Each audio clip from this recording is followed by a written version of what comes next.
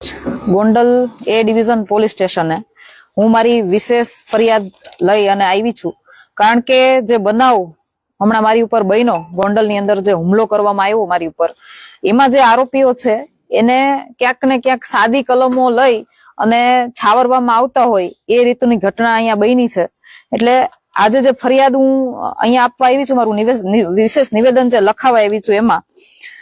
BNS કલમ 189, 190 અને 191 તથા 109 અને 61 પ્રમાણેની જે કહેવાય ને કે ષડયંત્ર બનાવ્યું છે, 5 જણાએ ભેગા થઈને